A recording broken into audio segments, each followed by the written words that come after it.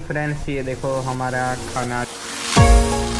Hello friends, जय श्री कृष्ण, जय माता जी, Radhe Radhe. Welcome to my another blog. तो आई होप आप सभी लोग अच्छे होंगे। तो फाइनली फ्रेंड्स, आज का दिन बहुत ही बढ़िया है और हम लोग अभी थोड़ी देर में खाने वाले हैं। और आज तो बहुत ही यूनिक खाना खाने वाले हैं, तो देखो मेरे साथ और बने रहना। तो मिलते हैं आगे। फ्रेंड्स ये देखो हमारा खाना आ चुका है। आज तो नौरी नेम है, इसीलिए हम लोग अभी पत्ते में खाने वाले हैं। और ये रोटला है और ये साग है और ये हमारे कैरी का है और ये मिर्चा है। तो हम लोग अभी गर्मा गर्म खाते हैं। और हमारे सुबह तो खाना खा के ये देखो सो गई, तो बहुत ही बढ़िया सो गई। और मिलते हैं आगे, तब तक के लिए मेरे साथ बने रहना। હેલો ફ્રેન્ડ્સ, નમસ્કાર. આપ સૌનું ઈશાન શાસ્ત્રીમાં સૌનું સ્વાગત છે.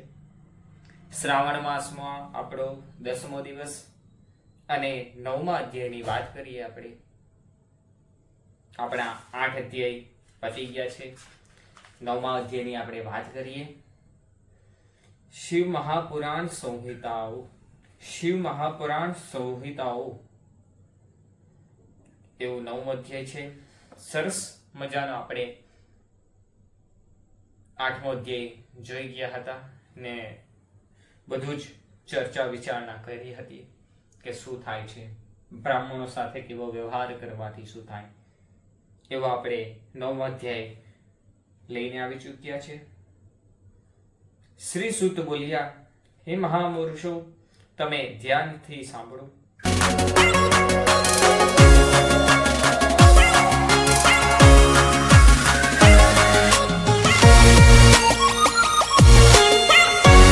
શ્રી સૂત બોલ્યા, હે મહાપુરુષ, તમે ધ્યાનથી સાંભળો. આ ઉત્તમ શિવ મહાપુરાણ વેદાંતના સારરૂપ કોઈ આ લોકમાં વક્તા અને શ્રોતાઓના સમસ્ત પાપોના સમૂહને દૂર કરનાર તેમજ અંતે મોક્ષ આપનાર છે. એટલે કીધું સમૂહને દૂર કરનાર તેમજ અંતે મોક્ષ આપનાર છે. આ શ્રેષ્ઠ શિવ મહાપુરાણ કલયુગનો નાશ કરવા હોવાથી અર્થ, કામ અને મોક્ષ આ ચારેય પુરુષાર્થોનું ફળ આપે છે. આ સર્વોત્તમ શિવ મહાપુરાણ માત્ર અધ્યયનથી કલયુગના મનુષ્યનો ઉત્તમ ગતિને પ્રાપ્ત કરે છે. જે ભાવિક આ શિવ મહાપુરાણ પ્રેમપૂર્વક સાંભળે છે તે સર્વ પાપોથી મુક્ત થાય છે. જે માણસ આ ઉત્તમ શિવ મહાપુરાણનું પુસ્તક લખીને શિવ ભક્તને દાન કરે છે તેને દુર્લભ ફળ મળે છે. 14ના દિવસે ઉપવાસ કરી જે મનુષ્ય શિવ ભક્તોનું મંડળીમાં શિવ મહાપુરાણ કથા કરે છે તે ઉત્તમ ફળનો અધિકારી ગણાય છે. જે ભાવિક માણસ રુદ્ર સંહિતાનો પાઠ બિલી કે વડના વૃક્ષની પ્રદક્ષિણા કરતા કરે છે તેને માથે બ્રહ્મ હત્યાનું પાપ હોય તો તે પણ દૂર થાય છે. શિવ મહાપુરાણમાં કેટલા સંહિતા તેથી જે ઉત્તમ મનાય છે, કેમ કે જે ઓમકારનો અર્થ બતાવનારી હોય, સશક્ત બ્રહ્મ સ્વરૂપ છે. ભગવાન શિવ સર્વ ઉપનિષદની રૂપી સમુદ્રનું મંથન કરી આ સંહિતા ઉત્પન્ન કરી છે અને તે કુમાર કાર્તિક સ્વામીને આપી છે.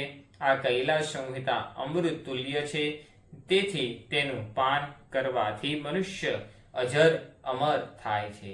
શ્રદ્ધામાં સંહિતાઓ ભક્તિથી પાઠ કરે છે, પિતૃઓ નિમિત્તે બ્રાહ્મણોને જમાડે છે, તેના સર્વ પિતૃઓ શિવપદને પામે છે.